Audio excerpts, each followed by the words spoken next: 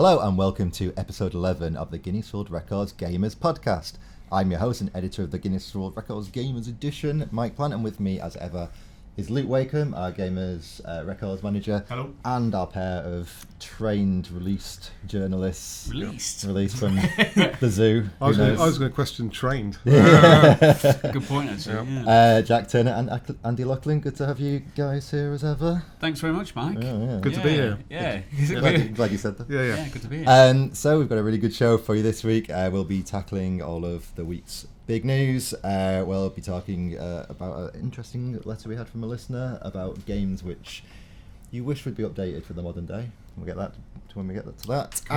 And we will finish with our boss fight quiz, and of course we'll have our on the record section too.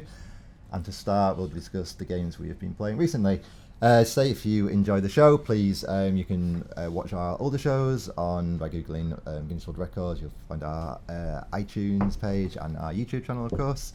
And please leave us a review on iTunes or the YouTube channel if you like what you hear. So, on with the show. Straight in. Okay, so we've got quite a lot of games to get through for what we've been playing, from what I understand. Who wants to go first, Jack? Hello. Yeah, as you're sat next to me. Instant volunteer. You'll be my first victim. All right, I'll quickly talk about what I've been playing. So I've been playing 2 VR games this week, PSVR games. First up, Beat Saber, which has been out for a little while, but just got around to it. So Beat Saber is basically Guitar Hero with lightsabers, and that sounds pretty cool. That's an elevated It pitch. is cool. And like I say, it is cool, absolutely cool. It's Dragon's Den I right played that there, as well.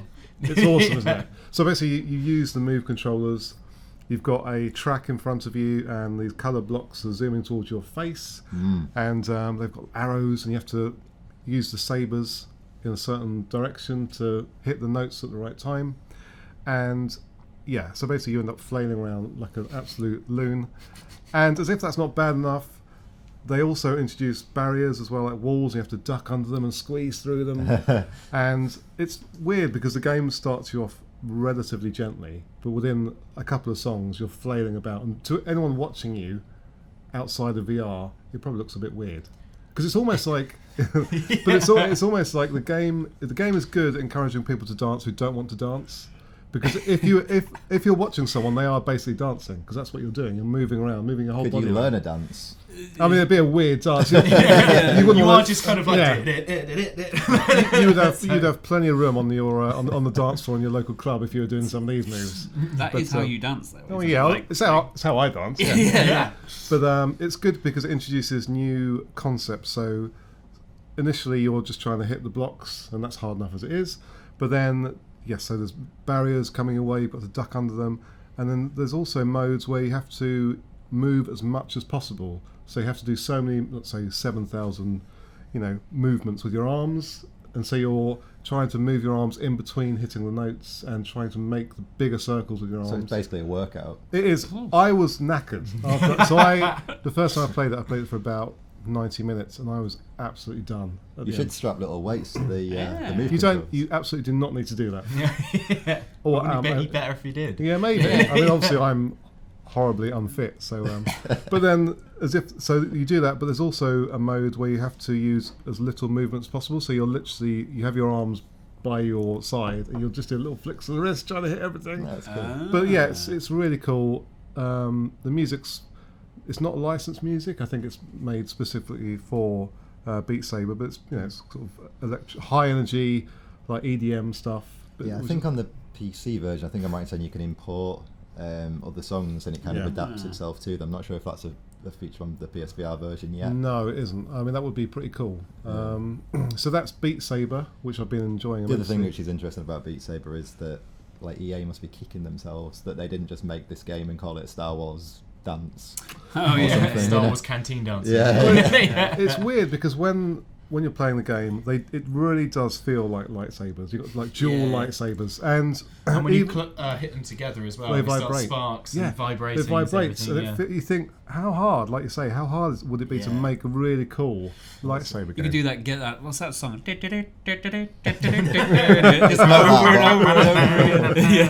just for like hours and hours and hours. I had seen someone on YouTube has taped 2 controllers together to have like a Darth Maul style double Yeah. saber. Wow. So yes, that's cool. And the other game I've been playing is A Fisherman's Tale, which came out last week. Another PSVR game. It's also on Steam, where you play a fisherman, perhaps unsurprisingly, and you work in a lighthouse. I suppose maybe you're a lighthouse keeper thinking about it.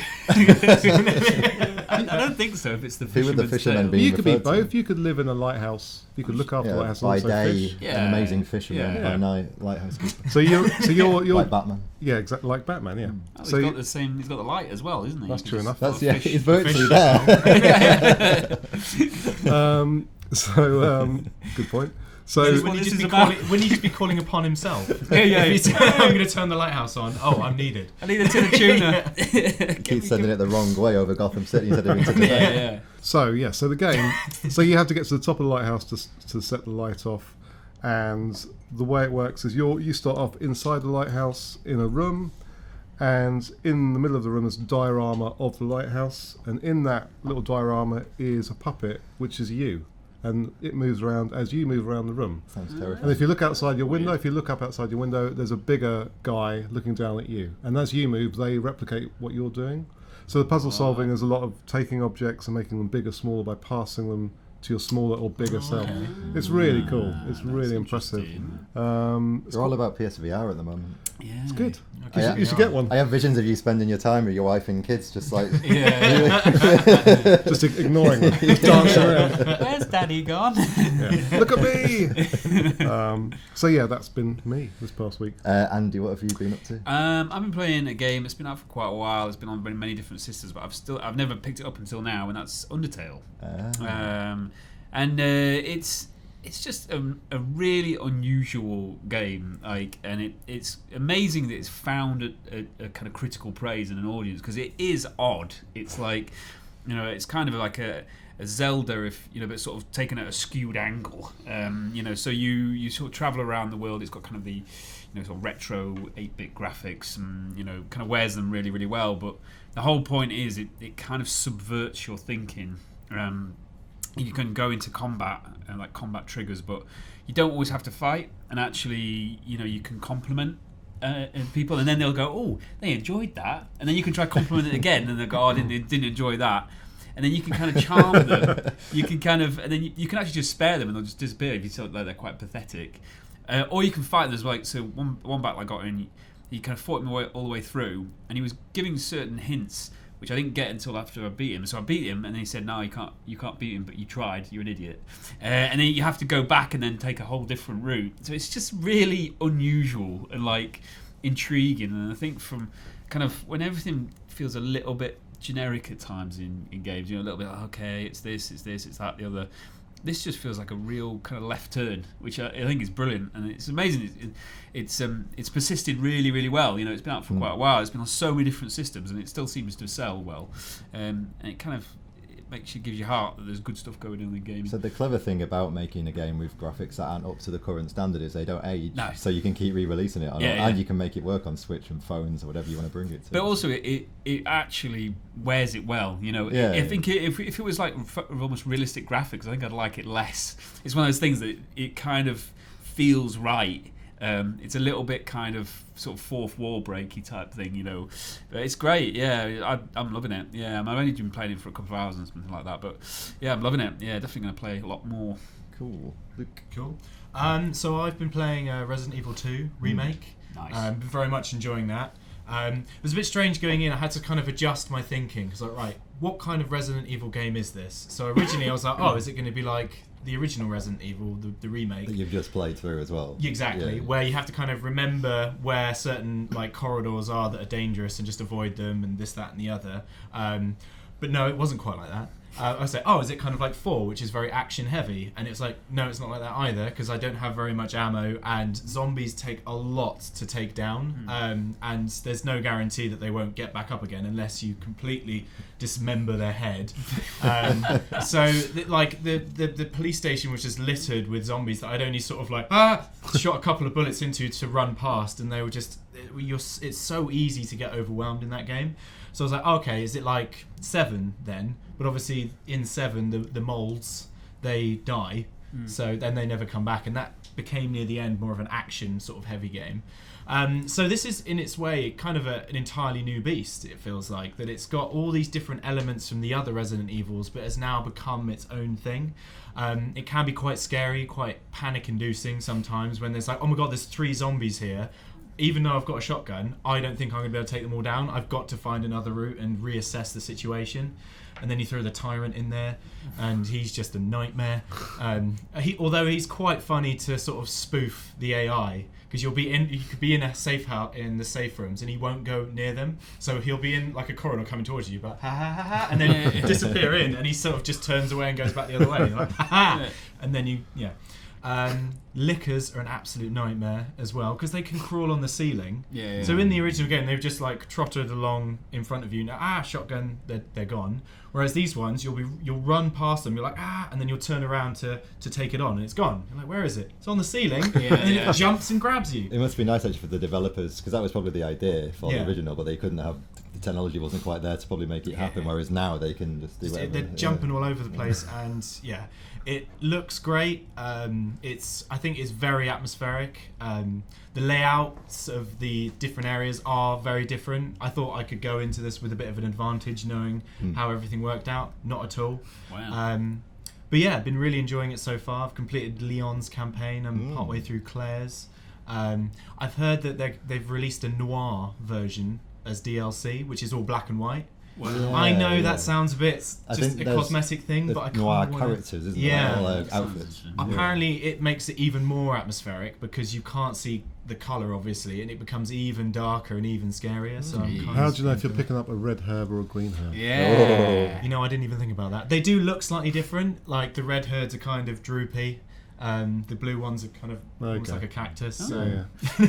Did you? Because one of the things that I think one of the reviews said that the campaigns felt quite similar, overly similar. What's your view on that? I mean, they are in as much as you're kind of going through the same sort of areas. But I felt there was enough difference and variation in it. I mean, I was, coming back from the original game as well, where you were doing exactly the same thing. There are 4 campaigns, and they are very similar in nature. But I think there is enough variation to actually warrant extra playthroughs. Steamrolling directly from one into the other might not be in your best interest, but to play through one campaign, maybe play a little indie game, and then come back to it again as a sort of, a nice...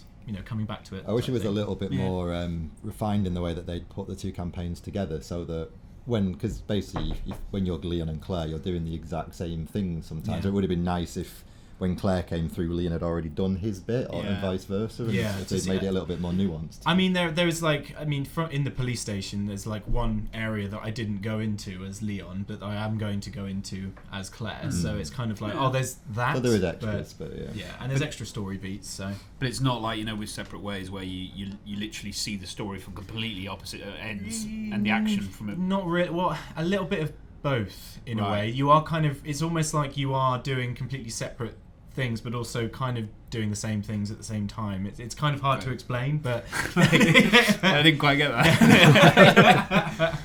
I mean, there are certain elements like the puzzles. One puzzle you would do as Leon, you would again do as Claire, but from a different angle. Okay, that sounds like a little bit different. But I think I'm going to go through the B campaigns on the harder difficulty to sort of ramp it up again, to change the stakes again. There's the one thing I'm missing is the sort of, I can't remember what it was called, but in the original game they'd be like, there's an Uzi and a pouch in here, do you take it? If you go yes, it's like, well, Claire won't get it if you take it. So there isn't that in there. They have different weapons. So Claire, like when Leon gets a shotgun, Claire gets a grenade launcher.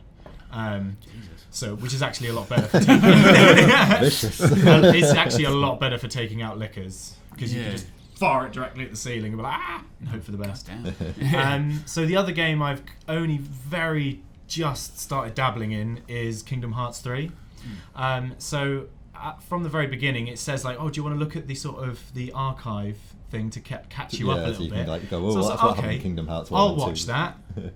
What is going on? I watched all I've done so far, because I've got it as well. All I've done is watch the intro trailer where it's two characters playing chess, Yeah. and then you see all of like other bits from other games. Yeah. And that itself took about 15 minutes before I was like, I haven't got time to watch the What's whole the thing. significance of chess?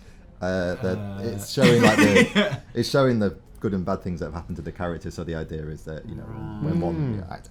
It's. I mean, I watched the catch up. Still was none the wiser. I was like, okay, so there's a bad guy. There's an organisation of bad guys. They're obviously the heartless, the darkness people, and there's the lightness people, and then there's Kingdom Hearts, which is a big thing, heart in the sky that opens up. Cool. I can get like, all right, good and evil, go. Yeah. But then you start the game, and then it says, like, after you've done the little tutorial, it says Kingdom Hearts 2.9. You're like, hang on, am I not playing 3 yet? Am I still playing 2.9 prologue or whatever?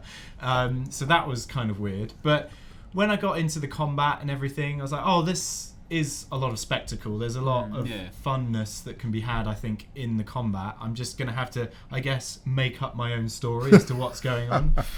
Because So what do you actually do? It's kind of like Secret of Mana wasn't it? A little bit. It's a bit like the combat in Final Fantasy 15. Is it that? I mean, it's quite simplistic to start with, but then like lots of different options open up. I haven't gotten that far yet. At the moment, I've got one attack button, a dodge button, and a jump button. And if I wanted to use magic, I just have to hold one of the L button, L1 button, and then use the face buttons for casting magic. Okay. That's kind of as far as I got. But there's a lot of spectacle on stage. I'm not really digging the cutscenes all that much because everyone is just so over earnest, and there's long pauses between things that they say. So Sora goes, "Oh my god, what are we gonna do?" And then Goofy, "I don't know, Sora." And then you're like, "Okay, Good Goofy. Don't ask Goofy. Like, crikey, like, is he the only one who's got any planning It's like, ability? why are you still here, Goofy? Let's ask Goofy some strategy. He is a knight. Is he? And Donald is a magician. Yeah, that's not a court that I'm going to back if they've made Goofy a knight. It does start off with this wizard, just telling me that I've lost all my power and I need to go find it again. So I was like, oh, okay. And then I go to Olympus and meet Hercules, and Hades is there, and then Pete turns up with Maleficent, and you're like, okay.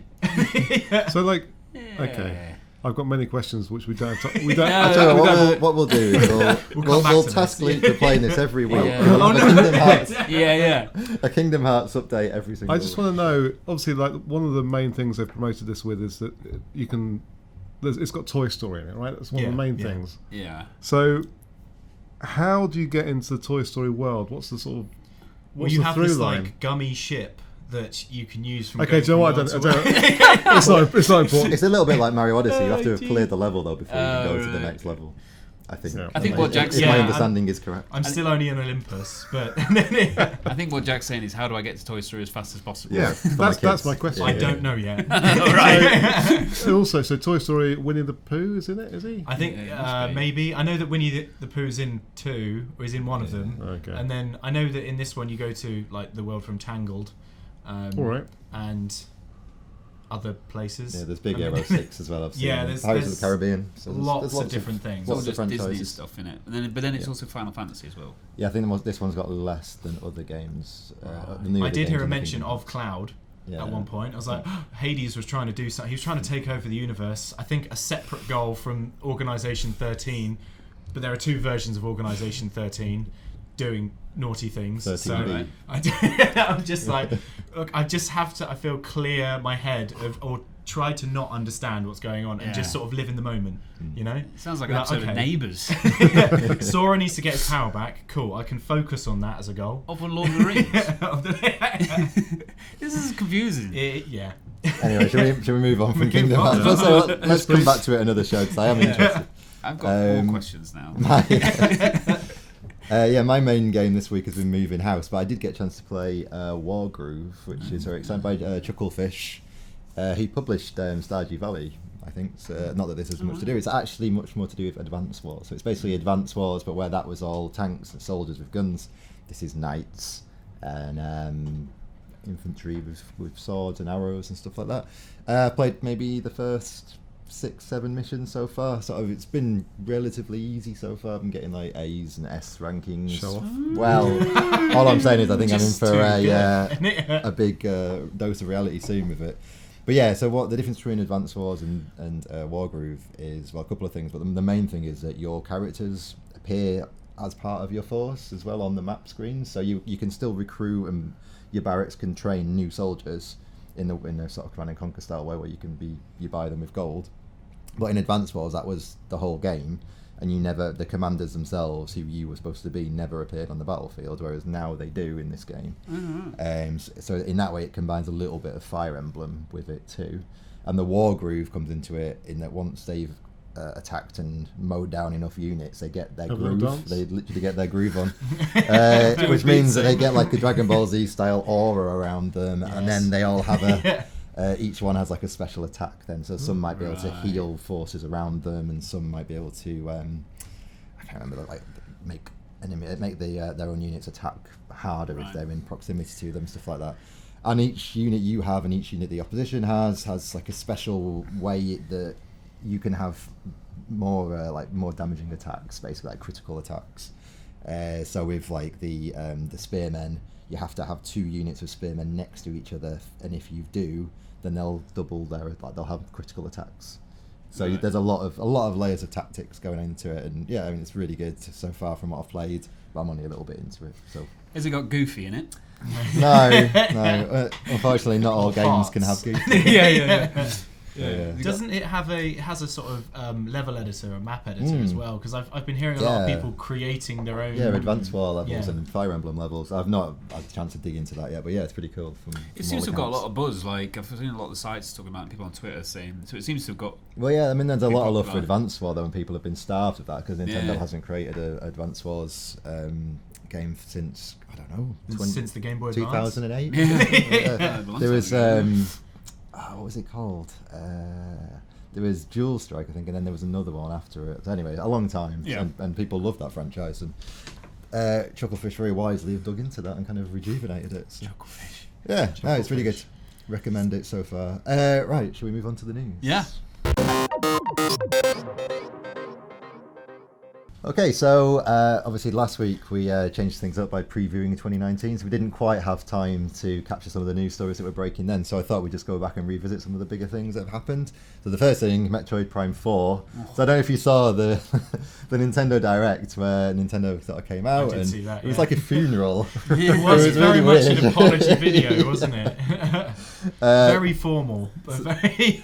Basically, the news is that Metroid Prime 4 had been developed by an internal Nintendo studio, it seems, and Nintendo didn't like the direction it had gone in and has kicked it back to Retro Studios, who of course made the trilogy of Metroid Prime games on GameCube and Wii. And yeah, so it's not scrapped, but it's certainly back to the drawing board. What is it with these games? Like, we've got EA with Star Wars, we've got them with Metroid. Yeah. And I suppose it's fair enough, you want to get it right, but you do wonder how it's scoped at the outset, isn't it? They've given the studio and sort of gone, go and see what you can do. They've come back with like a crayon sketch. Yeah, this is what we're going to do. Oh, what's that? It's a picture of Ripley. Yeah. Ridley, I should say. It'd be interesting to see how far along it was and what it looked like and what was so bad about it. It might have just been too much, too complicated, too many sort of systems. Because I mean, the expectation of games these days is they've got to have so much in them. That I mean, the original Prime, I don't think that could have come out these days. Yeah, it would have been considered an indie title or something that's so simplistic that's just based around exploration type thing. A friend of mine used to work for a developer who will remain nameless, and he was director on a really big game. It was one that had millions of people put into it, and they were quite far down the line. They'd done a lot of work on it. They had actually probably like big name stars in it and stuff like that. And then a director came in, changed the strategy, and just it was gone. It's like, was it Agent? You can tell us. yeah. Finally can reveal what happened with Agent. That'd be a story, actually, wouldn't it? Yeah, but it shows you, doesn't it? Like, as soon as it's the same in any kind of company, isn't it? If someone comes in, they've got a big wig comes in, has got a new restructured strategy, and goes, "We shouldn't be doing that. We should be focusing on like millennials and Fortnite or something like that." And then suddenly, it's all that work's just gone. But they've been quite candid, haven't they? Because they've come out, which is quite an un-Nintendo move, to be quite open about the fact that it wasn't working, it's rare for them to admit their mistakes like that. Yeah, I mean, and also they've given it to Retro, who is probably what people wanted in the first yeah, place. it does beg the question why they didn't just get it. Like what are, like the. No one knows what Retro is working on. There was rumours of this Star They Fox. must be doing something. racing game. They can't keep cranking out Donkey Kong forevermore, so they must be working on something. It's like the Star Fox racing game that was a massive rumour before E3 last year, never transpired into anything. Maybe that is still being worked on. But it's really odd. It's Do an we odd think? situation. Do we think that? So they're in theory they're starting on it as of now. This might not even come out on the Switch, right? This could be on the Switch 2 or something. Yeah, it could be, couldn't it? I mean, it depends if the Switch will end up being like an iPhone type device where they just say it's the Switch, even though it's more powerful, and you get a Just lesser keep or more iterating version upwards. of the game, depending on what version of Switch you've got, which Switch Pro. might be the smart move. But yeah, it could be another 3-4 years. Yeah, easily. This was first announced in a Nintendo Direct in 2017, was it? I think that's probably Yeah, right. with just a logo. Just a little- Yeah, so we waited like a year and a half for news that it's been scrapped. I think as well, like they'll be picking it up, won't they? They'll have assets. They'll be half. Well, that's budget. true, You want to that's true. restart it, and you may have to kind of like almost start afresh, really, haven't you? Because ultimately, if your vision doesn't fit all the bits and pieces, or they've taken it in such a bad direction that actually, like, what is this?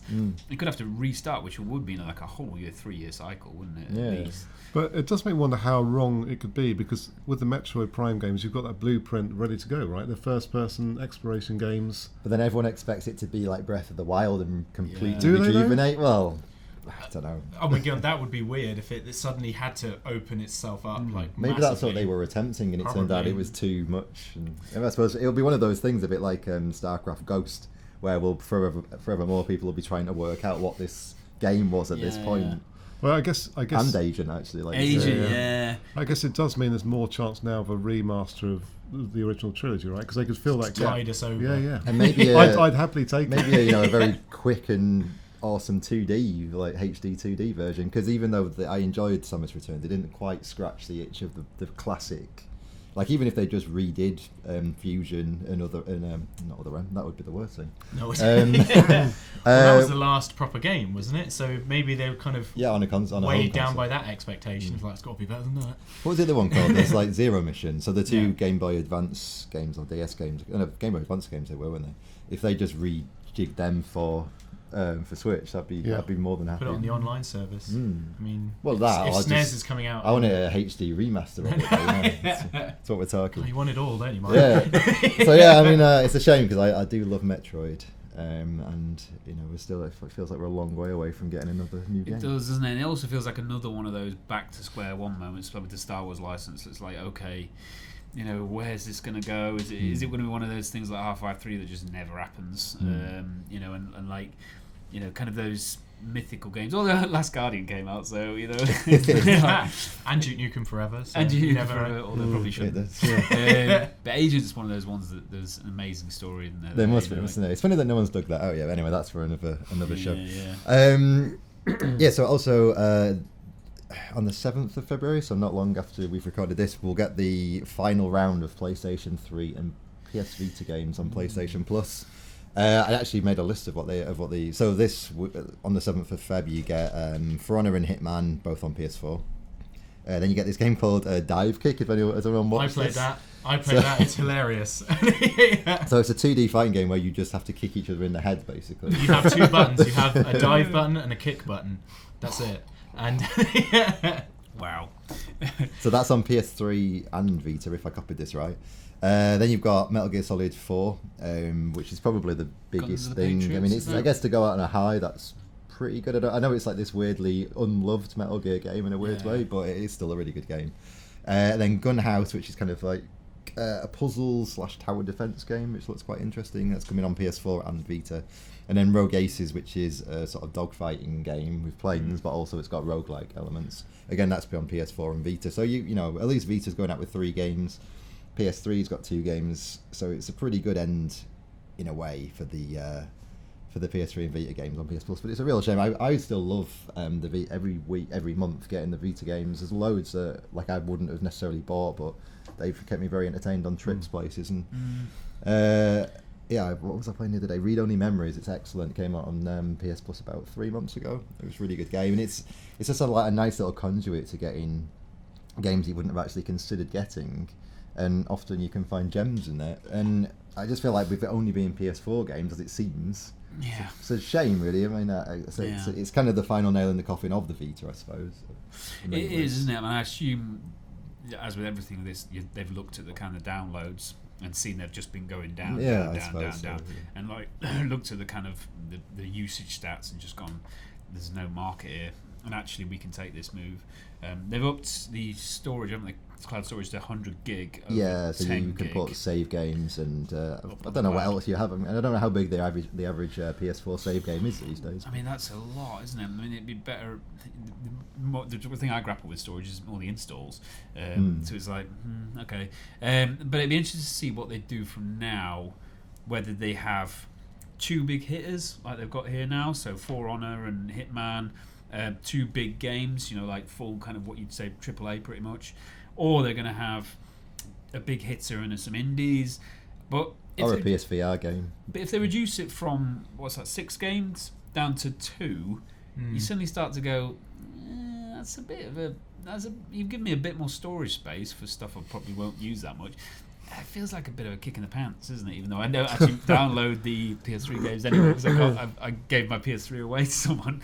I don't know. It's difficult. It's one of these situations where whenever you take something away, there's always a backlash. They are inciting people. I mean, every month people complain about what's offered anyway. They do the same on Xbox Live, of course. But they really are, by taking that they have to deliver those 2 or 3 games, they have to really deliver every time now, it feels like. So they're putting themselves under a little bit of pressure. Because really, it can't have been that much to them to just add the odd Vita game here and there. I don't know. Maybe it costs a lot. I've got no idea of how much money these things cost. There is that perceived value, though, isn't there? So on Xbox Live, they give away 4 games a month, right? So straight away, it's looking like a worse deal than Live, which is not a position Sony want to appear to be in. Yeah. I do wonder if they're going to somehow promote PS Now.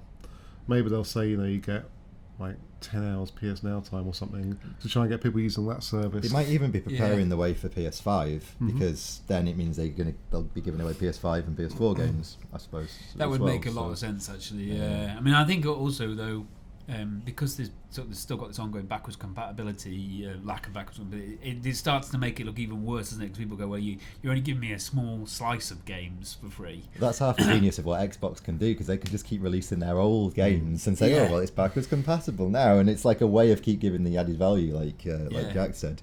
And it's something for free, isn't it? Exactly. It probably doesn't cost them all that much to just go, oh, Gears of War 1 is now backwards compatible. It's. But you wonder if it's going to evolve into kind of a bit like a film's kind of perspective, where you have the cinema, which is where it's the high-end premium. Then it goes on to like kind of DVD, and then it goes on to streaming, and then eventually it makes the free-to-air telly, where it's just on and anybody can watch it. Maybe this kind of evolution of these free services is a bit like free-to-air telly, where it's just okay, it's been out for like a year, 2 years, or whatever. Now we'll make it available to everybody. So maybe that model's now emerging, where there's sort of full-on streaming service that. It must happen with games eventually. Someone will crack the full-on Netflix for games streaming service. The trouble is, it's not free though. You are still going to be paying a monthly charge. I mean, not going to give it. Going to give you free. Bit of trivia for you as well. The first game offered on PS Plus, the PS3 game, was Wipeout HD. It was the 29th of June 2010, so we're kind of almost coming towards the 10-year anniversary of PS Plus. That's interesting. Another year or so. And the other thing that it broke kind of more recently actually was this Apex Legends that EA and Respawn have announced. It's out now. This is the Battle Royale Titanfall without the Titans game. But it does have jetpacks. Yeah, so. And it's a little bit like a hero shooter like Overwatch. So you have named characters from what I believe. I think we've all at this stage just watched the trailer, haven't we? We've not actually played it. So maybe next week one of us. Who wants to volunteer? Jack, get your head out of VR. Well, you're the Battle Royale guru. That's true. And I have... What about you? That's true, he says. Oh, yeah. Is this a free-to-play thing, or...? Yeah, it's free-to-play. Yeah, right. Yeah, it's out now for free. PS4, Xbox One, and PC. Kotaku were reporting that apparently... I think it was Jason... I've forgotten his... Schreier. Schreier was reporting that Titanfall 3 is not ready, so they're filling a gap with this. Well, apparently. Respawn have actually said that they're not working on Titanfall 3, and this is what they've been working on. They would say that. Well, Yeah. who That knows? sounds like a load of rubbish. I really enjoyed Titanfall 2 for what it's worth. That game's Yeah. fantastic. So did I. It was the campaign was amazing. Yeah, I didn't yeah. really dabble much in the multiplayer. What's the thing? And the storyline was like Valve, like in their heyday, Valve levels of storytelling, which is so It was yeah. just quite a simple story, really, wasn't Yeah. it? It didn't because all the other Call of Duty games, some of the stories get really, really ridiculously complicated as to what's going on. But this one was just it's about a man and his robot. Yeah, and it had some really cool set pieces, like the city, the town in the bubble, if you remember that bit. The sort of grass dome. Yeah, I would like to play it, actually. I'm going to pick it up. Well, it's on like PSN every week for about £2, so When it comes down to 50p, I mean. All right, shall we move on to our listener letter? Yeah. All right, cool. Okay, so I'll read out the letter, shall I? Please do. With the recent release of Wargroove, bringing back fun memories of Advance Wars. Hey, we said that earlier. It made me think about other dormant series it could do with a modern day update, either by the original developer or a different studio altogether. My shout would be Syndicate, maybe made by Nintendo's Fire Emblem team. Now that would be something. He says this is from Adam in London. So while you're thinking, get your thinking caps on. Yeah. I enjoyed the Power Stone, and like Kung Fu Chaos was one of the later games that kind of had that same. So these were kind of 3D sprawling fighting games where the level kind of moved across, and you were fighting a little bit like Golden Axe type thing, but in full 3D as the levels moved through, and you had like 4 players at once in these games, and like, it don't really feel like those games exist much anymore. And like Power Stone is one of those series. I think there was a Power Stone 2 as well, but it's just been left since then. I think Capcom. I hope I'm not wrong in saying that. I think Capcom were the kind of publishers of the games. So presumably they still have the rights somewhere. But like, it feels like that's a game that's been so dormant for, I don't know, like probably 15, 20 years now. That if it came back, it would be lapped up, I think. So does anyone else have any? Well, I've got. I like the idea of Syndicate. I like the idea of Syndicate as well. Well, they made a Syndicate in 2013, didn't they? That It was the first person Yeah, it was. shooter. And it wasn't very Syndicate-y, but it's still pretty good. Was That it was- originally like XCOM or? I'm trying to remember. I don't Syndicate. think I ever played You had a Syndicate. group of. It was isometric, and you had a group of like a little gang, but it wasn't turn-based. It was No, real, yeah, real it was time. real-time Yeah. isometric. You'd get missions to do each time, and then you'd get more and more money, and then you could keep buying more and more cool gizmos and gadgets and stuff. So in the end, you were just like a little bit like GTA. If you were going around murdering the people on the street, then the police would turn up and things like that. It was really good. Great game back in the day. It was Peter Molyneux, Bullfrog. Of course. Well, I had 3 ideas. Firstly, I want to bring back Time Crisis. Yeah. Sort of a gun game, but maybe made by Platinum Games. I want them to go completely overboard, mainly because I was playing Vanquish a little bit. It's such a good game, yeah. Quite recently, and that is amazing. Just so over the top, but to have a sort of light gun game like that, I think would be amazing. Do you know? I was looking at in arcades. There's still quite a trend of light gun games, and like there's a Tomb Raider one. Really? Based on the Tomb Raider reboot from like the first in this new series of Tomb Raider games, and it's basically just that game but with light guns. Oh, wow. I don't know how it works with platforming, but I guess she just does it herself. Do you know what it should do with Time Crisis? What's that? Make it in VR.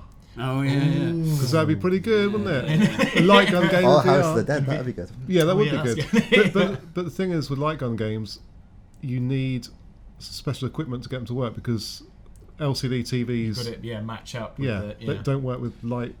Sort that out. Yeah, well, sort that out. okay. And Or just get everyone to this buy. is my wish list. Okay, sorry. Move on. Come on. You keep on dreaming. That's a good one. So we've speculated on this show about what Rocksteady are up to. I hope they're remaking Half-Life. Well, there is the Black Mesa. There is also ambitious. there's the Black Mesa remake, which But is do it like pretty good. Metroidvania-y. Like kind of like I've got to get that thing to unlock that door. Amazing. And then my final one was did anyone play a PlayStation 1 game called Future Cop LAPD? That name rings a bell. Where you basically play you're in a mech and you're just going around and like throwing rockets around all over the place. I'm hoping that Naughty Dog will remake that because I want a really cinematic mech game that isn't too complicated, no climbing, but They're almost definitely making that next after Last of Us Part 2. yeah. Nailed on. So yeah, that's my wish list. Cool. What about you guys? You had any thoughts? Well, Inklings? Gex, obviously. I Yeah. I was thinking I'd love a proper dungeon keeper game. Because There's a mobile one Yeah. that came out. Yeah. That's no. We're not going to talk about that. But I'd love a proper isometric dungeon keeper game with up-to-date graphics. I think that'd be really cool. Because those games, I used to sink hours into those games, and that style seems to have disappeared. Slapping chickens. As ever, it would have to be. It'd have to come to Switch, really. Of I course. couldn't see myself playing it on PlayStation somehow. It'd be perfect for a touchscreen. I think a game like that. Maybe they should do it on mobile. Oh wait, they did. But then I also thought I'd love a reboot of Theme Hospital, but then they made that game, haven't they? 2.2. What's it called? Yes. So it is 2 Point Hospital, isn't Yeah, it, or something? Or that's It's something like that. 2 Point does come into it, Yeah. and Hospital comes Shall I into look it up? Go on then. I'll look it up. Is that out now? I can't It's been remember. out for a while. Has it? Yeah, okay. Out Oh no, now. it has. Yeah, of course it it. has. I used to love that game. Yeah. Doctor to inflator room. But I think this game is, so it's by the same people, isn't it? I think it's pretty much a spiritual successor to that. So, what's it called, mate? I googled. I googled theme park 2018. Why? 'Cause- That's not what we. Theme Hospital. It's Oh yeah, of course it is. Planet Coaster, isn't it? That's the one that people like. Yeah. Some people. I mean, yeah, there's a lot of theme park games out there. So yeah, There Theme is, Hospital, yeah. that'll make more sense. 2 Point Hospital. You're That's what right. we After all said. that, after all that. So we were right. After all that. Never doubt yourself. Yeah. Okay. So, but yeah, mainly Gex. Andy. Gex. I don't mind a return of something like a SOCOM tactical, an infiltration shooter. I thought it was quite a good game.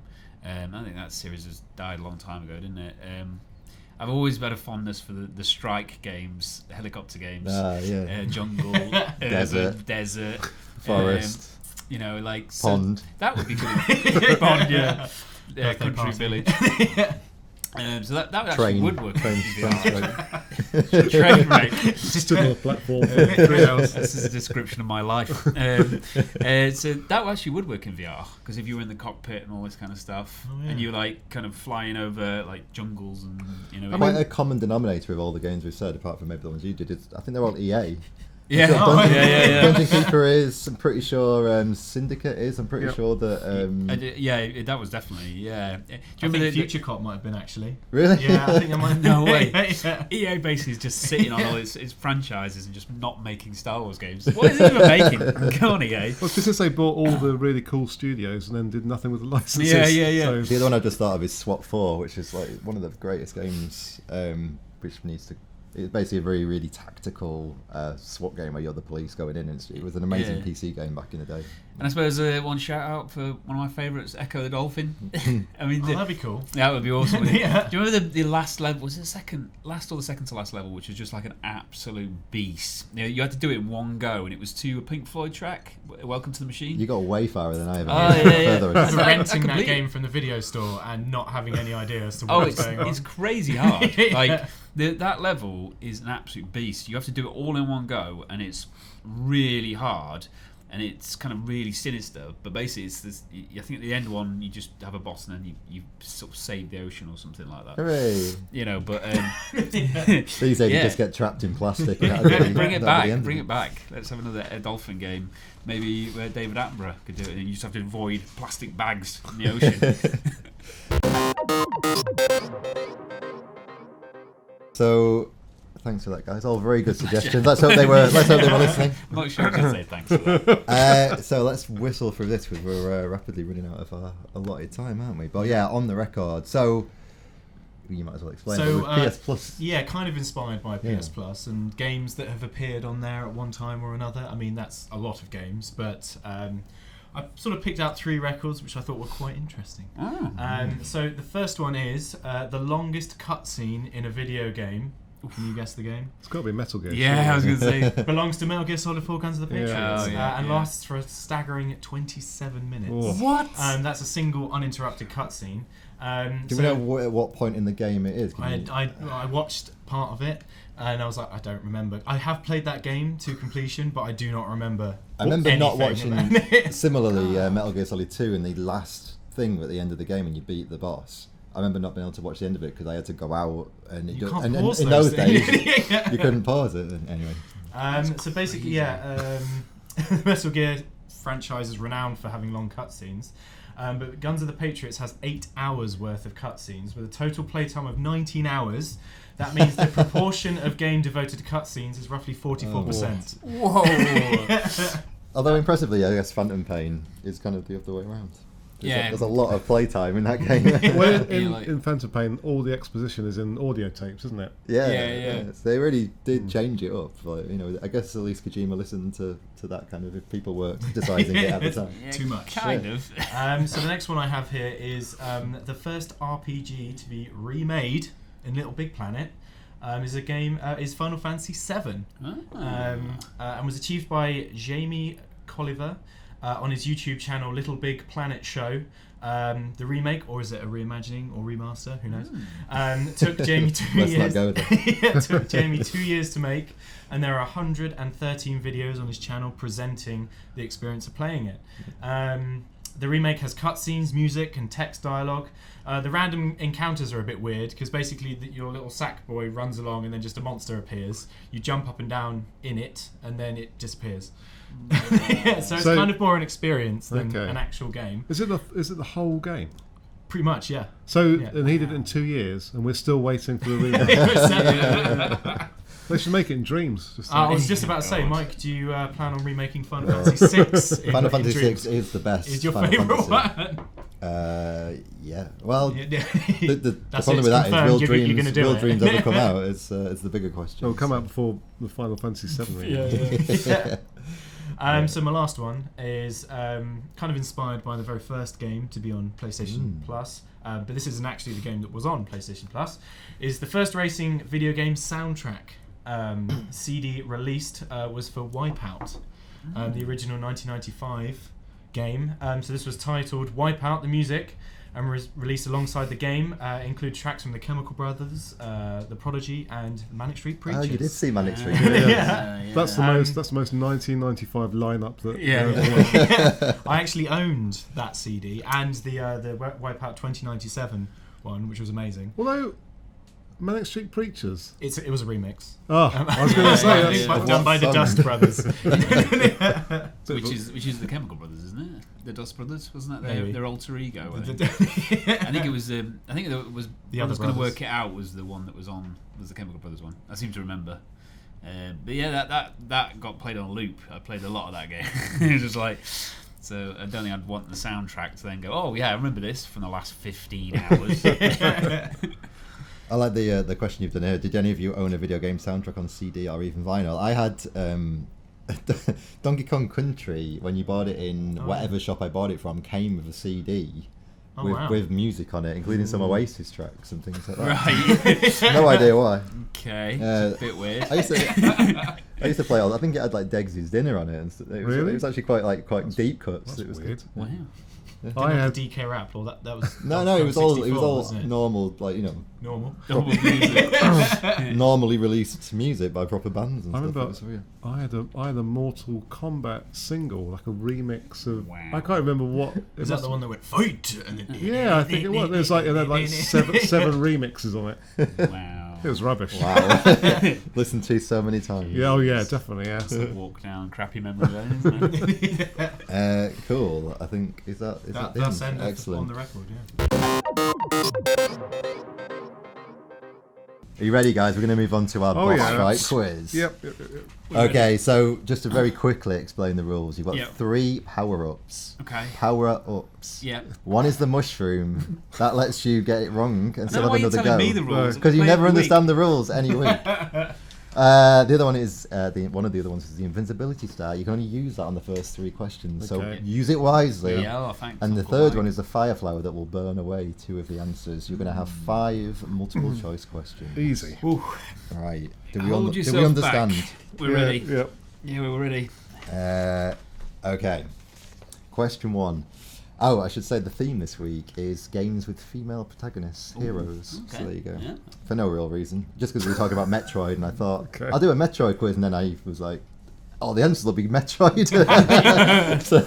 Wow. So then I decided to make it just about different female You're lead smart, characters. aren't you? Very, very smart. I yeah. bet there's a question There's about Tomb Raider. leap I forward. want to. There is. Yep. Lara Croft games are currently published by Square Enix.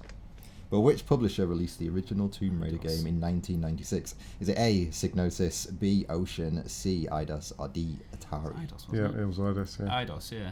It was. Yeah. Strong start. Good start. Nice. But I put an easier one in there. I thought Oh, here we go. I did try and pick out some older ones that you'd remember from, like, the older days of Ocean and Psygnosis and things like that. Yeah. So yeah, I put a little bit of extra detail here. So Eidos was then acquired by SCI, I don't know how to say that, in 2005, who then sold who then sold Eidos in turn to Square Enix in 2009. And then obviously they brought out the Tomb Raider reboot in 2013. However, they also published Lara Croft and the Guardian of Light in 2010. That was their first. The isometric one. Yeah, it wasn't was actually really good. It was good. I Again, I think reviewed that was on PS Plus actually. I reviewed that. It all comes full circle, doesn't it?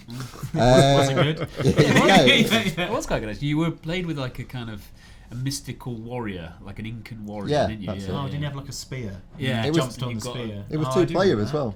Yeah, you had to like sort of work together to solve the puzzles and all that kind of stuff. Oh, that was pretty good. That was a good game. Question 2. Well done. Thanks. In 2012, Aveline de Grand Prix, I'm never saying that right, became Assassin's Creed's first. Assassin's Creed. This is really hard. Assassin's Creed. First female protagonist in AC Liberation for the PS Vita. Yep. But what city was her game set in? Was it A, Paris, B, Quebec, C, New Orleans, or D, Marseille?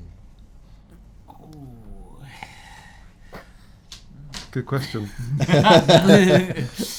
I think I would guess Paris, but Why? Because it's called Liberation. well, yeah, I think, I think you might be right, actually. probably should we do? Let's use an infinity thing, because I've only got one more question to ask it, to use it in. Yeah. What? And then you go through the question. Oh, sorry. No, let's do. 50-50. Yeah, let's do 50-50. 50-50, please, Mike. What's its proper name? Fry flour, please, Mike. All right, Luke, you can decide which two to take away. I'm going to remove Paris and Quebec. Okay, so that leaves you with New Orleans and Marseille. So so it must be Marseille, right? Luke definitely took pity on you. Yeah. Yeah. Thanks, for that, Luke. Should we say Marseille? Marseille. Do you want to have another firefly?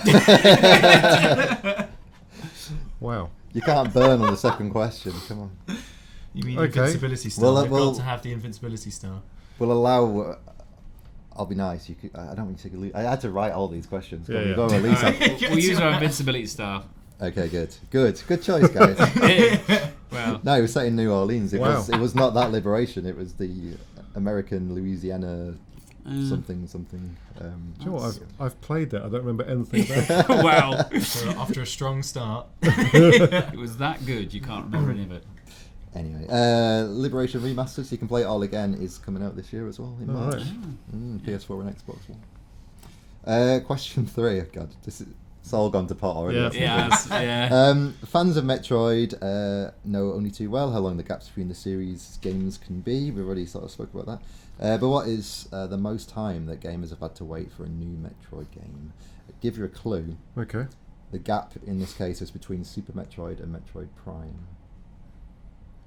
So what? Oh, and sorry, I should give you the answer, shouldn't I? Is But it wait, so you're not including handheld games? Well, yes, we are, but it just so happens that the longest gap is between Super Metroid and Metroid Prime.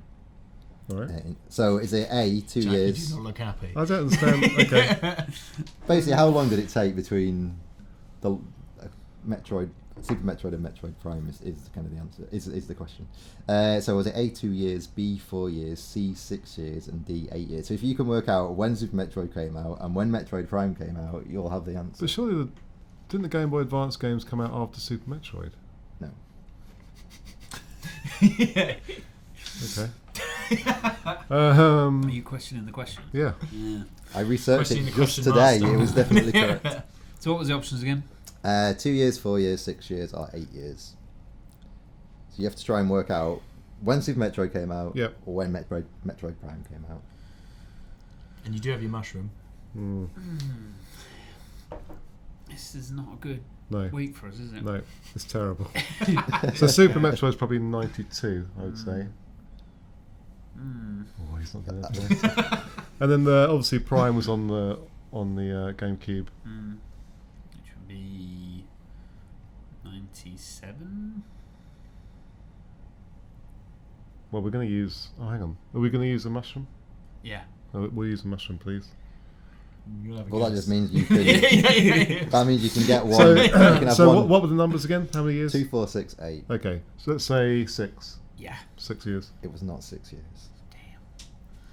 So you get one more chance. Okay. 2, 4, or 8. Well, it's got to be 8, then, isn't it? Because it can't be 4. No. Let's go 8. 8. Thank God. It was 8. Oh. Wow. Yeah. We're doing well this week. Not great. Do you want I just realised you can read out this bit on the thing. What's this bit? The exact number of days yeah. between the games was 8 years and 243. Yeah, so actually nearer to 9 years, but I rounded it down. Metroid fans would then have to just wait one day to wait for the next game in the franchise, with Metroid Fusion being released for the Game Boy Advance on the 18th of November 2002.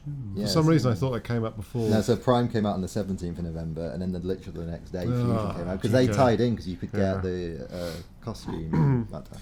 They're like buses, aren't they? Yeah, you wait 8 years. I mean, we're going to get lots of Metroid Prime games coming out. Yeah. Alright. Cluster. Question 4. According to VG Chart's sales data, who was the main character in the best-selling game to star a solo lead protagonist? So basically, which of these characters has sold the most games in one game? One game. Right. So not the Right. series, just one game. Was it Aloy, obviously her Horizon Zero Dawn, Lara Croft, Samus Aran, or Lightning of Final Fantasy 13 fame? It cannot be Lightning. I think. In a single game in this series, well, there's only been one Horizon game, hasn't there? Yeah. So that sold all right. It did gangbusters. But that's a whole series for. No, but wait, We've just got one game. Just so, a single title. Right. So basically, what was the best-selling Tomb Raider game, for example? Right. You know, so and we're just comparing just one, the best-selling game of each series. So, a quick recap of the answers again. So, Aloy, Yep. Lara Croft, Samus Aran, or Lightning? It's got to be Lara Croft. I think so. Yeah. I mean, it's probably got the most cross appeal, hasn't it? There's Croft appeal. Croft appeal. Crofty. Should we say that? Yeah. Lara Croft. It wasn't. It was Aloy. Wow. You're out on question 4. Rubbish. Oh, that's gutting. So yeah, Aloy I'll live. sold. Well, Horizon Zero Dawn, I should say, sold around 9 million copies. Wow. Tomb Raider 2 only got as far as 5.2. Wow. Okay. Samus Aran, well, Metroid Prime obviously was the biggest seller of the Prime series so far, 2.82, and Final Fantasy 13 sold about 5.35. So Guerrilla must be nailed on for Horizon 2 this year or without- next year, without mustn't doubt, it? yeah. You know, like Although I bet maybe it'll be like, a PS5 sort of launch title. Yeah, launch window. 9 million units. That's really good, isn't it? Just for fun, what was the last question?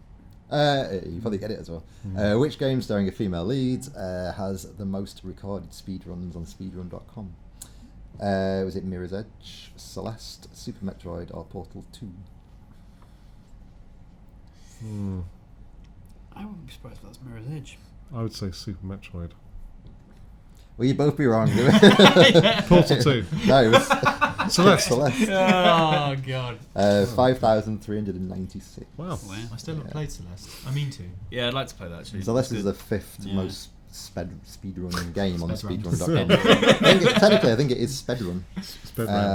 So Alright. behind Mario 64, Minecraft, Mario Odyssey, and Mario Sunshine. Well, that was shocking, wasn't it? That was shocking. Sorry, Out on question I 2. feel like we should technically. apologise. We did get the question 4 though, wasn't it? Like, although Well, technically we didn't get past No. question 2 because we messed it up. Anyway, you can't win them all, can you? Well, not with you whenever. around, no. Or ever. Thanks for listening. So if you've enjoyed the show, you can Google search for Guinness World Records Games Edition, and you will find us on iTunes and on YouTube. You can enjoy our other shows. And please, if you've got a letter to you want to send our way to be read out on the show, you can send that at GWR Gamers. If you've got a long message, just number them or extend the tweet or whatever, and we'll pick that up. I have been Mike Plant at Mike Plant GC, talking of Twitter. Luke, you are At MinMaxLuke.